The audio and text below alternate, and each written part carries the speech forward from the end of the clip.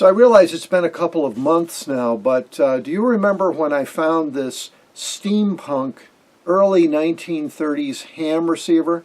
This Regen from the early 30s? I did a kind of an introduction video back in December. And I think that in the second video, when we try to actually take it apart and restore it, that if you watch that first video, it would be a good introduction into this second part.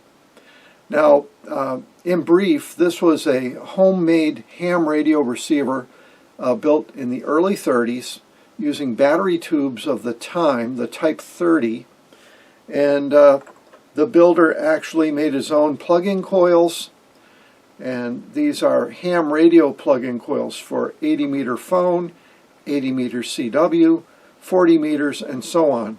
And they plugged right into the side here. Now, the next part of this video, we're going to review the schematic, and then we're going to carefully disassemble it, because to restore this, we're going to have to make sure everything is there. The wiring in this is a little bit haphazard, and the wires were rubber coated, and that's all gotten brittle. So I think there's going to have to be some rewiring done in the receiver. But step one is taking pictures very carefully with the macro lens so that we know how to put it back together when we get to that step. So the next time you see the radio, it's going to be disassembled. So it's important to try to understand what this thing is and what it is not. This appears to be a dedicated, portable, battery-operated ham receiver, a ham band regenerative receiver. It might have been used on car camping trips or in a home or cabin with no electricity. The batteries stow inside, so it's a self-contained unit. Now, if you really wanted to go retro QRP, parks on the air, you could make a matching power oscillator transmitter from the mid-30s. Here's a Jones push-pull portable power oscillator that's totally battery powered, and this would certainly give you a couple watts out on 40 meters, and now you'd have your complete 1930s style parks on the air station.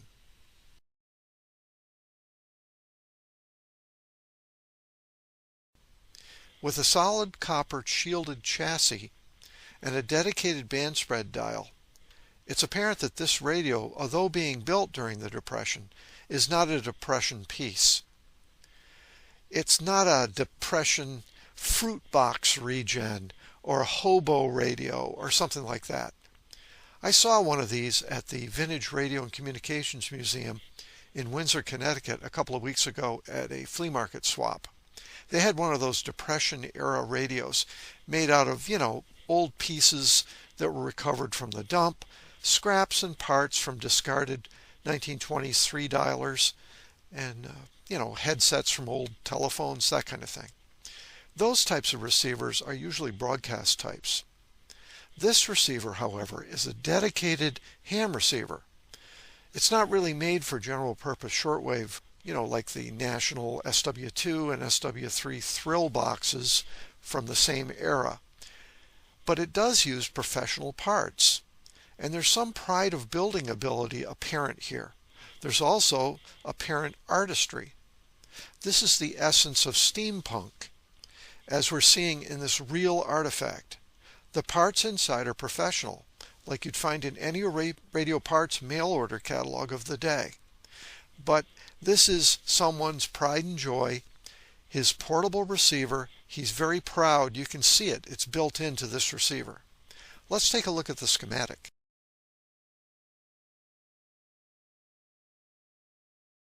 So when you're trying to figure out a circuit from scratch, it's a good idea to have a schematic in mind. It gets you started, gets you thinking about what was done at the time. I looked around and I found a schematic that used Type 30 tubes. And this particular schematic is later. It's late 30s. It's 1938-39 style battery regen. But it uses the Type 30, so I thought this would be a good one to look at. as opposed to looking at like a 1950s twinplex or something like that that might use more modern circuits. I wanted one that used circuits from the 1930s. So here we can see that they are using a trimmer capacitor, but they have a primary coil and a secondary and a tickler. So that's later 30s thinking. We know that this simple regen that we have just uses the trimmer connected directly to the top of the secondary coil. Also, notice the large value choke that goes to the top of the transformer. This receiver also uses that technique. There's no capacitor at this point. It's a large value choke going to the top of the transformer. And they are using a throttle capacitor by this time. They realize that controlling regeneration through, the plate voltage or some other means, swapping out the tickler coil certainly works, but a throttle capacitor is a superior way to control regeneration. Whereas this older receiver, we know there is no throttle capacitor. They're using a 1-to-5 audio transformer for a step up to the output stage. It looks like they're running the Regen on 22 volts and they're running the audio amplifier on 45 volts. Getting the best out of both tubes. The regeneration is much smoother on lower voltage. The audio amplifier works a lot better on higher voltage. These are 2-volt tubes. They're both hooked in parallel, and they have a rheostat in series so they can control and starve the stages to, again, make the regeneration a little smoother by running the filaments at a little lower value. So this is a starting point, and I got used to this schematic. So let's see what I actually found. Okay, here we are, and I'm calling it the Scotty Regenerative for the first time in this video because of the little Scotty dogs we have on the front. So the Scotty Regenerative simply uses a trimmer right to the top of the secondary coil. It has both the band set and the band spread capacitors, and notice they have the grid link going to ground rather than across C3. Okay. They have a fixed capacitor for setting the feedback, and they're using a high value choke going to the transformer. I have to measure that. That was the guess I took based on the physical size. Again, this is a working schematic, not the final schematic. I also guessed that this was a 1-to-3 transformer, but we'll have to measure that and see what it actually is. If it's 1-to-5, even better. The regen control is handling the voltage to the stage, so we're varying the plate voltage with the regenerative control. This is a less desirable form of regenerative control, but that's what they're using. Here's something that's better than what they did with that other radio. They actually have a C battery involved, where they're biasing the output stage properly with a C battery. So this is, I think, a better circuit than what they had in that late 30 receiver. The phones are connected directly into the B+, and again the B+ is probably 45 volts on this receiver. But they add this radio frequency choke in the plus lead to the audio amplifier. I've never seen that before. That's something new for us. Also, they're controlling the radio on-off by simply cutting the filament. And they put the positive filament voltage to ground. And to turn it on, you ground this. And they've got the two filaments in series. Never seen that before. Learning a lot of new things with this receiver. And they have the to ground. It's a 20 ohm wire wound. That means that the A battery could be anything between 4.5 and probably 6 volts. This is very clever. Instead of 2 volts, we can use a more conventional 4.5 or 5 volt supply. Of course, the filaments are in series, so if you remove one tube, it turns the set off completely. This might not look like it's the normal regen that you're used to seeing. Maybe there are some things done here that look a little different than we're used to looking at. So it's not quite conventional, but I think that everything that's done in this receiver makes sense, and I think it's going to work very well. So let's see what we've got. This is the preliminary schematic for the Scotty Regen.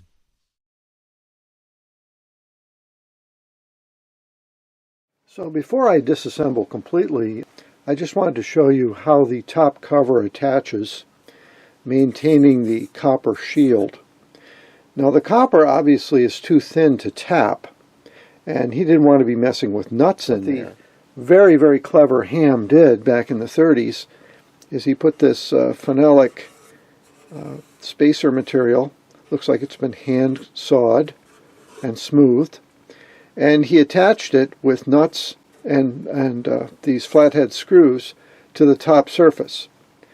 Then he drilled through and used a tap to tap it to 632. This allows you to use attachment hardware for the cover to go down in there without any nuts on the inside. Very clever. More work than most people would do. Again, a sign that this was a fairly clever ham radio project. Someone that knew what they were doing. Disassembly of the side panels is also aided by the phenolic strips. And I should be able to remove this one this way and this one this way. And the disassembly will hopefully not be too bad. I was wondering how he wired this thing in such a tight box. So interestingly enough, he also backed up the right-hand panel with phenolic backers that were tapped. So the side panel on the right-hand side simply comes away when you remove those 3 screws on each side and a couple of screws on the bottom, and it just drops away. So basically this side panel comes right off. The side panel comes right off like this, and these screws here are only for decoration, or maybe it was a mistake. They don't seem to do anything, but you can see the tapped phenolic piece on top. And now we have access to, replacing batteries, and really to most of the circuitry. I could probably work with this and go no further. Let's see if I need to go any further than this, but he made it quite easy to get access to the inside. So notice the care to labeling of the battery connections. A minus, A plus, it's all there. C battery, B battery, all the tags are on there. So let's take a minute to talk about the power source for this receiver. Of course, you could make an AC supply to provide the 4.5 to 6 volts for the tube filaments to light them up. The rheostat there allows you to follow the discharge curve nicely. The B battery supply for the plate or anode should be between 45 and 67 volts DC. I would just use a stack of 9-volt batteries there because that's very low current drain. The current drain in the C battery is even lower. So this radio's battery life is really governed almost entirely by the A or filament supply.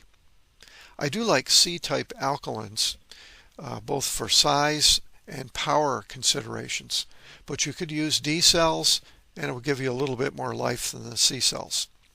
All bets are off if you accidentally leave the A battery connected. That's how you kill both the A and the B battery. So here is where I need some help from the viewers. As you can see, everything is fairly crudely soldered and connected. It looks completely serviceable. And here's my question that I'm going to put out to the group before we go to the next video. And that is, should I just tidy it up, lubricate and clean all the connections, resolder the stuff that doesn't look right, and attempt to fire it up? Or do I completely strip it out and rewire it? So I'm looking for some suggestions.